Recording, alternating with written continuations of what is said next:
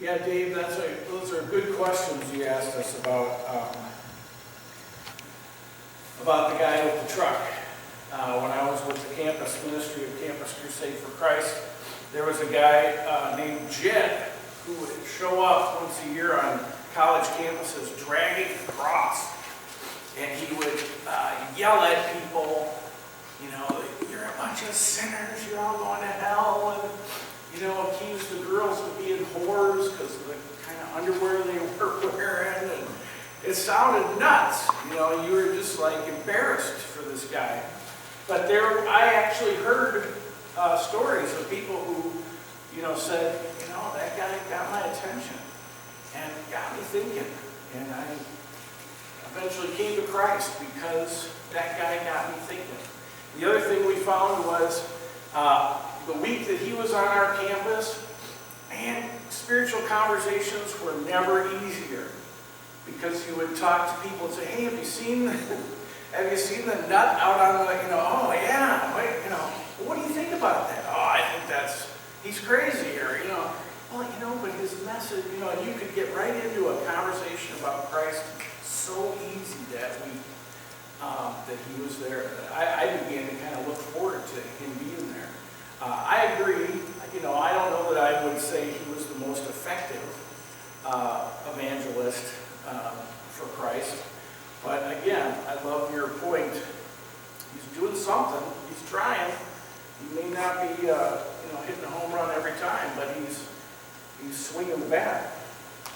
And so often we have to ask ourselves, you know, am I even failing? You know, am I even trying?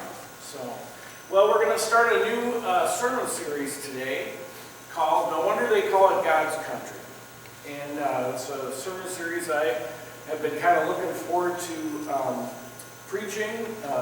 Touches on a lot of aspects of discipleship that are near and dear to my heart, and I think near and dear to the Lord's heart. You know, God's country, this phrase, you probably have heard that used before. When I tell people, you know, where I live, oftentimes they'll say, oh, you live up there in God's country. I'm sure you have heard that this part of the country, the UP, referred to that way many times. And why do you think that is that people refer to this part of the world as God's country? Probably, as I've thought about it, probably because, you know, looking out at nature, there's a lot of nature up here, a lot of the natural world. It's not a big city, it's not New York City, and you see a lot of God's handiwork, don't we? You see a lot of God's fingerprints.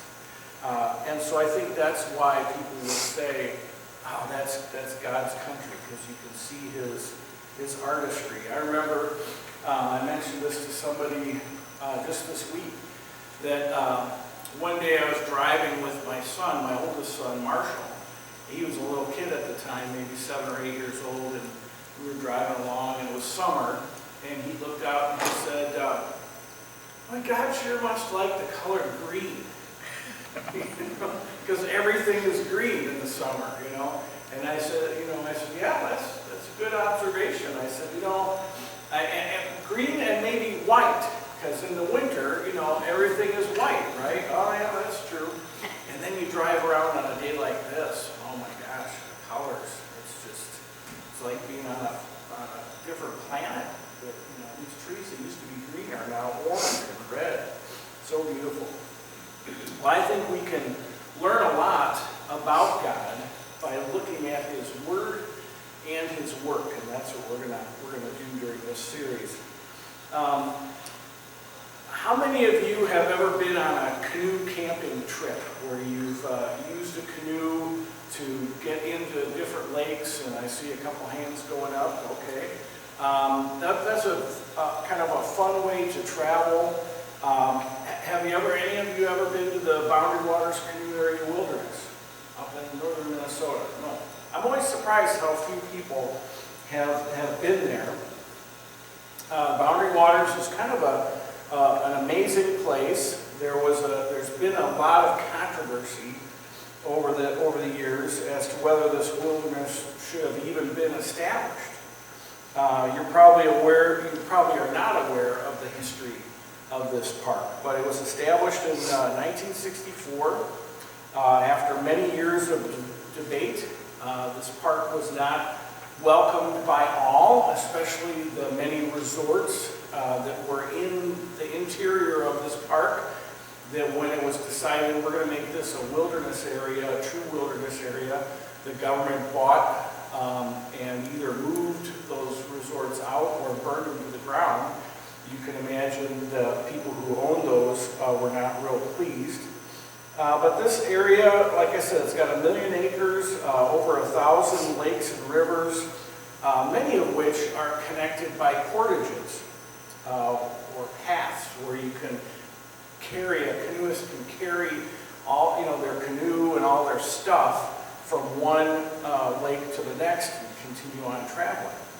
And that's usually what keeps people from this type of recreation, is just knowing, hey, when I embark on this kind of a trip, I'm going to need to carry everything with me. I can't run to the store if I forgot something. So I got to carry my canoe, I got to carry all my food, I got to carry everything that I'm going to need that week. And that kind of makes it daunting for many people, even the people who use the Boundary Waters Canoe Area Wilderness.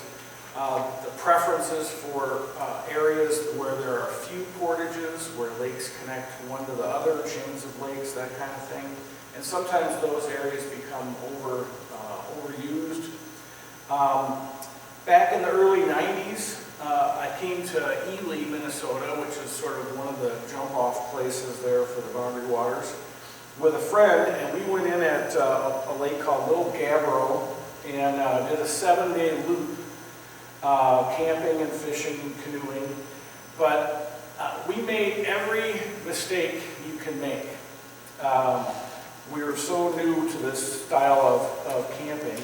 The biggest mistake we made was we listened to people that we talked to who had been there before rather than to the guidebook that we had purchased. And the people we talked to said, oh, take lots of food. You are going to be burning so many calories. You're going to be so hungry. I mean, take hard candy so you can eat while you're paddling. Take big lunches. Take stuff for fish dinners. Just take lots of food. You're going to need lots of food. Well, I'm kind of ashamed to say this, but when we left into the Boundary Waters, our food pack weighed 80 pounds. And I think by Wednesday, it weighed like 72 pounds. You know, it was just not getting, by Wednesday, we were too tired to eat. You ever get too tired to eat? You know, it was just like, you want to make a meal? No, I want to go to, take a nap. I am just exhausted. And so we had all this extra food. We were burying it and throwing it in swamps. We were just trying to figure out ways to lighten our pack because we had way overpacked. We hadn't listened to the guidebook. I learned a lesson that year that many Boundary Waters trippers learn, and that is because you're going to be carrying all your stuff, you need to pack as light as possible.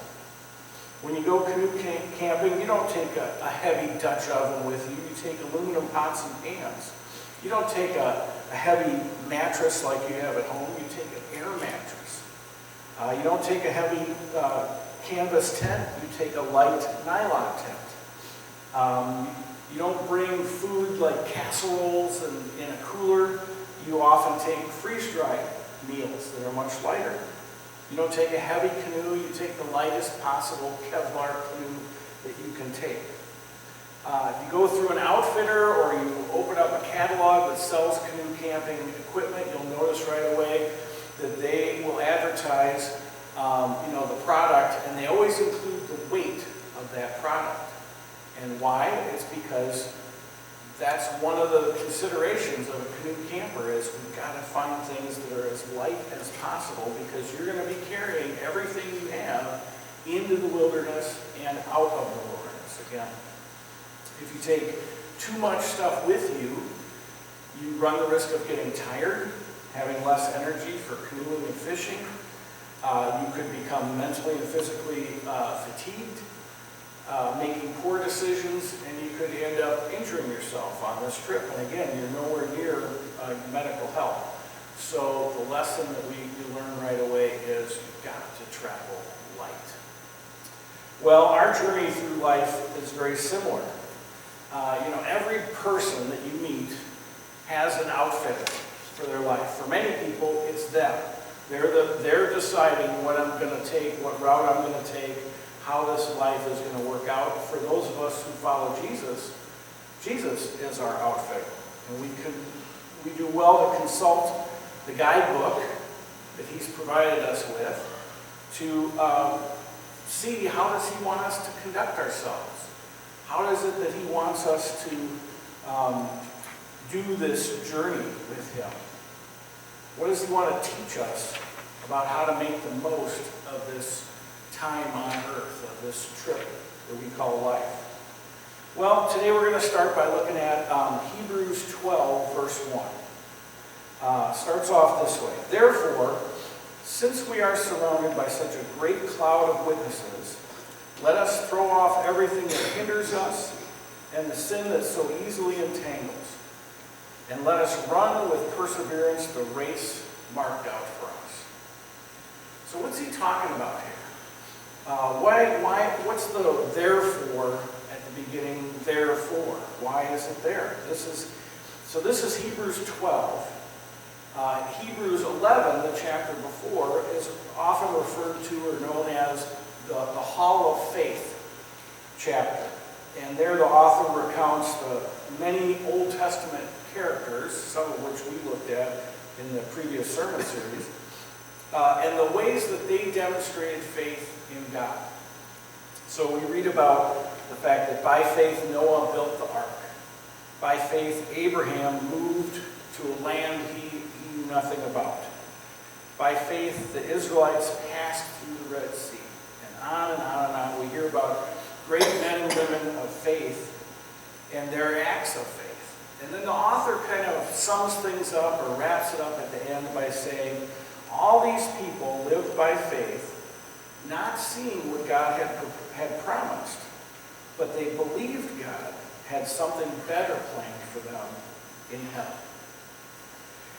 Therefore, we get to that word therefore, because of this great group of people who have gone on before and have been shining examples of how to do this life with God, because of that, because of chapter 11, now Paul says in chapter 12, let's travel light.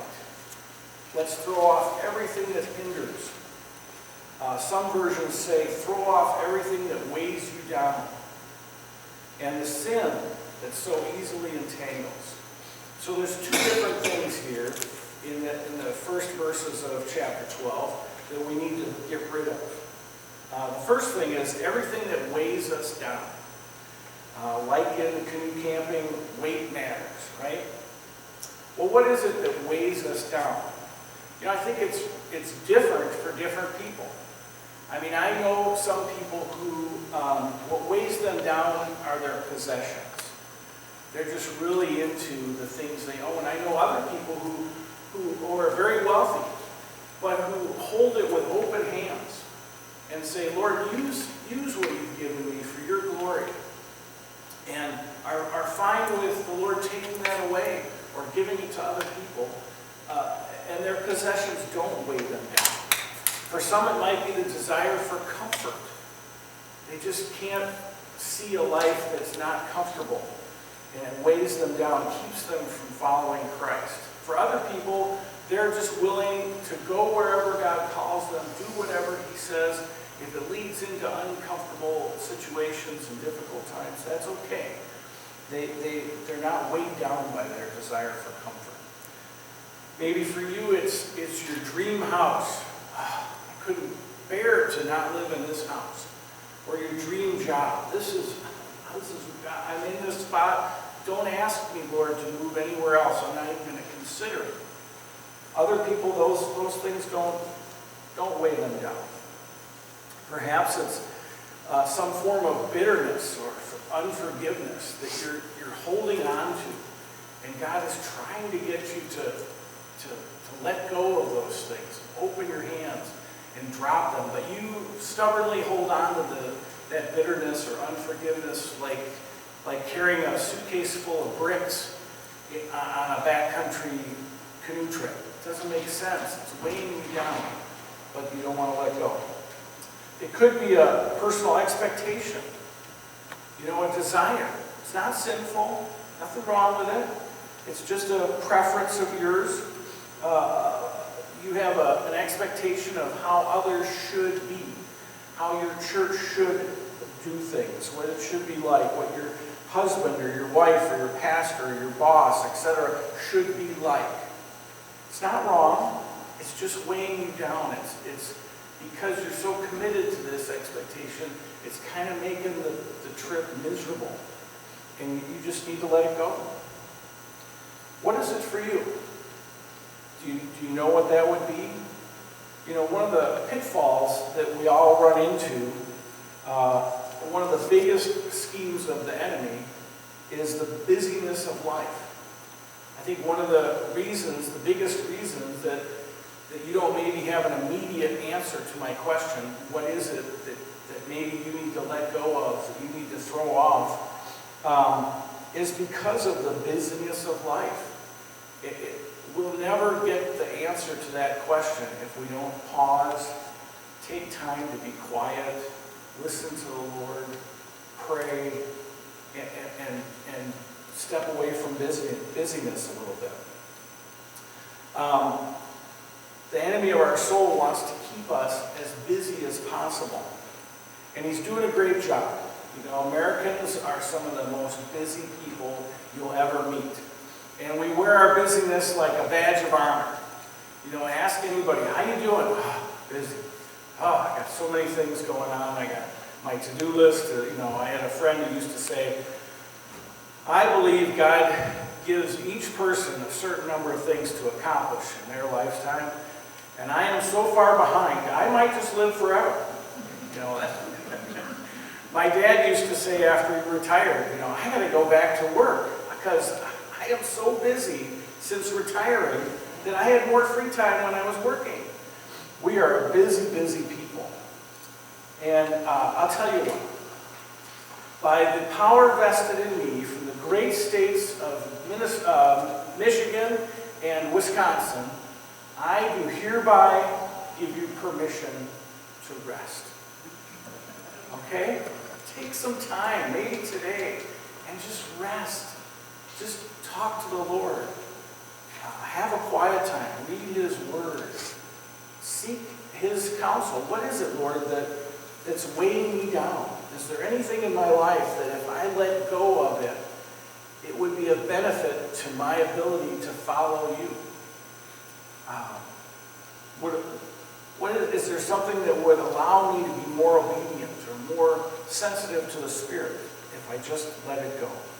And if you need to tell people, I'm busy, you can tell them, I'm busy working on this assignment that my pastor gave me.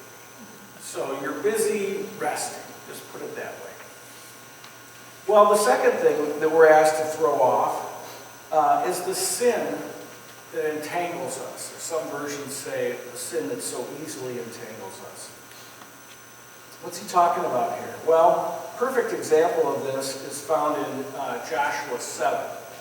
It's the story where the Lord told the people of Israel that as they conquered these other peoples, these other groups, that some of the objects that they took were to be set aside for the Lord.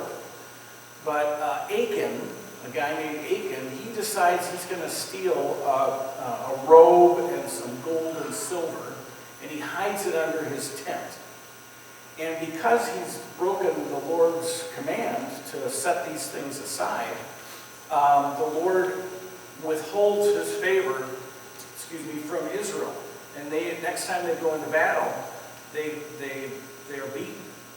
And so Joshua has to go through the camp and root it out and find out what's the sin that's in our camp so that God will once again bless Israel.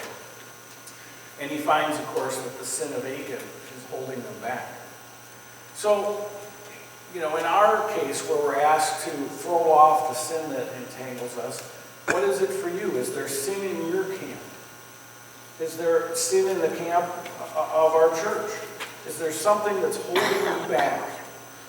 You know, God takes sin seriously, we know that, and we acted on whatever He's shown us that we need to correct, make amends with.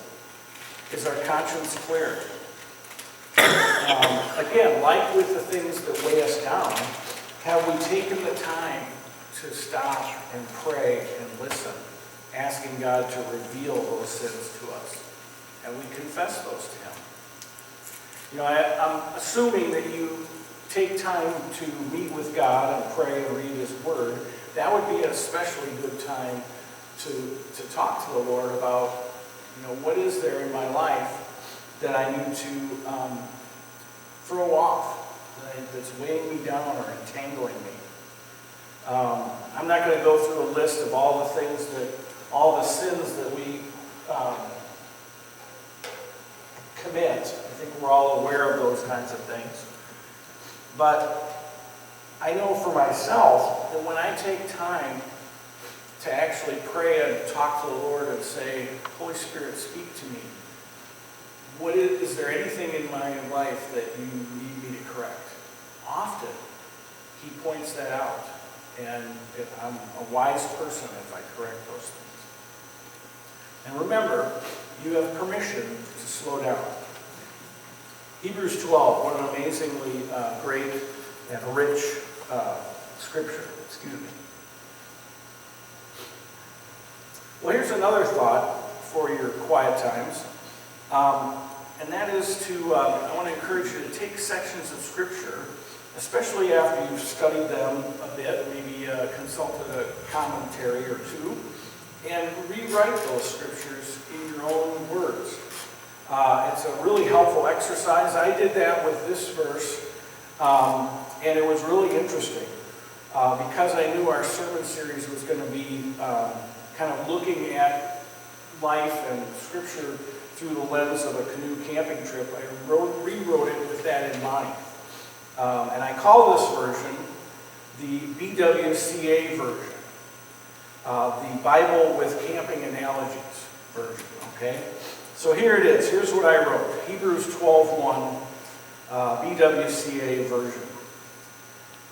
Because of those followers who Jesus has guided as they have paddled and portaged through this world, because they have blazed these trails and have been such great examples for us, let's do this right.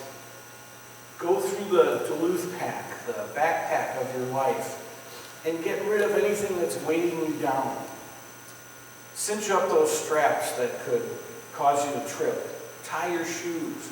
Remember, fishing lures that are dangling could get caught in bushes if they're left dangling on fishing poles.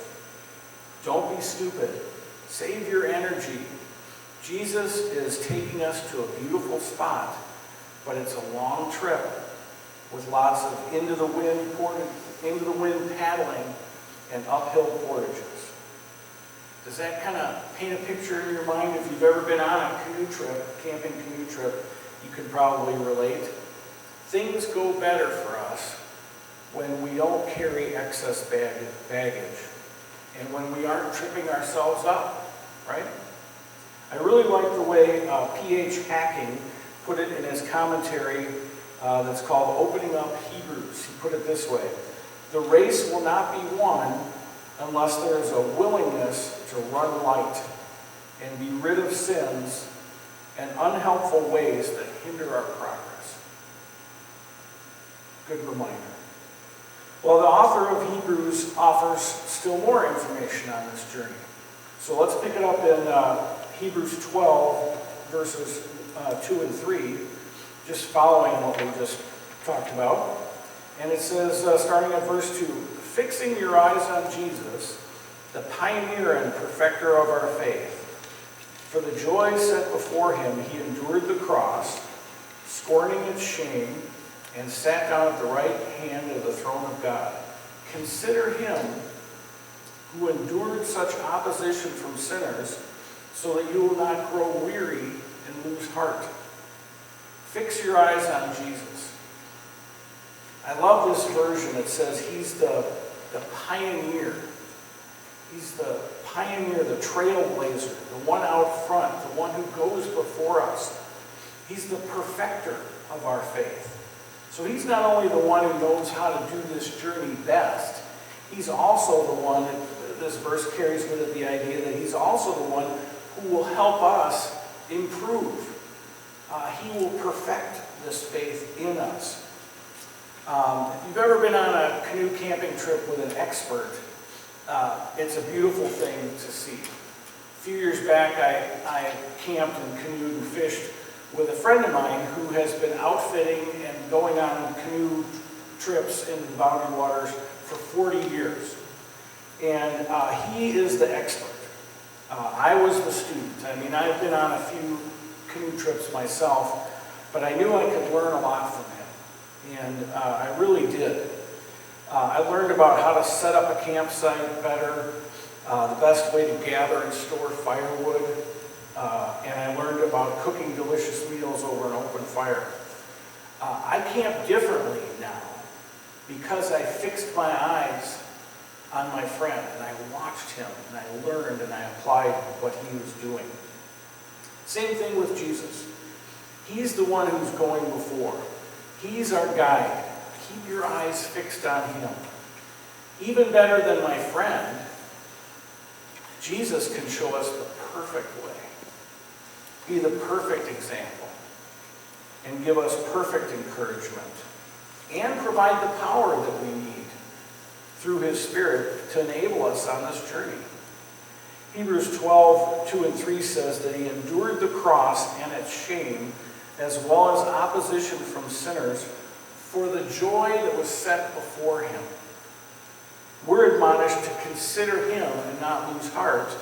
On a canoe trip, many is the time that you're paddling into the teeth of the wind or carrying your stuff up a tough uphill portage. And I know, I've actually done this. With every stroke of the paddle, with every footfall on that portage, I will say to myself, I'm almost there. Almost there. One more step. When I get there, I'm going to swim and cool off, and I'm going to have a delicious fish dinner. I'm almost there. Keep going. I'm going to put on clean clothes. It's going to be great. Just have my eyes set on what's coming. Here the author of Hebrews is saying that sometimes we need to throw off everything that weighs us down, get rid of the sin that keeps tripping you up, and keep your eyes on the prize. Keep your eyes on Jesus. He made it through this life under much more difficult circumstances than you and glorified God all the way. You can do it. You're almost there. Keep your eyes on Jesus. Again, I like what W.A.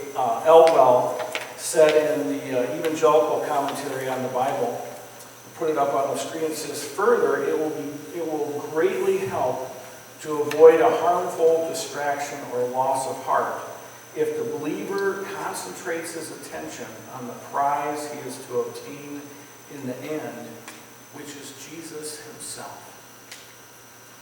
Sometimes we're tempted to give up. You know, this is where that song that was played just before my sermon was a home run, because it talks about this temptation we have to give up sometime. I remember a trip, wasn't a big, long trip, just a day trip, but we went to a lake. You had to portage about a mile in to get to it. Fished, caught a bunch of fish. It was a great day. And then leaving, I was with two friends, and as things worked out, they said, you take the canoe. And so I took the canoe, and wouldn't you know it, but back to the car, it was uphill almost the entire way. And I carried this canoe, and I didn't want to, appear weak in front of my two friends, but they'll tell you, sweat was pouring down my face, I was dying, and I was just taking it, one step at a time. And finally we got to a place where you could see the car through the trees. And my friend Tim said, "You want me to take the canoe from you?" And I said, "I've made it this far. I can do it. Let me just finish." And sure enough, I made it to the car. And I mean to tell you, it never felt so good to get a canoe off my shoulders than to put that on the roof of that car. And it was a little taste of heaven, only tasted because of perseverance. Similarly, fix your eyes on Jesus when you're tempted to give up.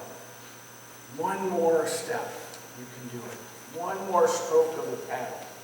Come on, you can do it. When you get there, we're going to take a bath in the glory of heaven. We're going to sit at his table. We're going to have fellowship with the Lion of Judah. Keep going.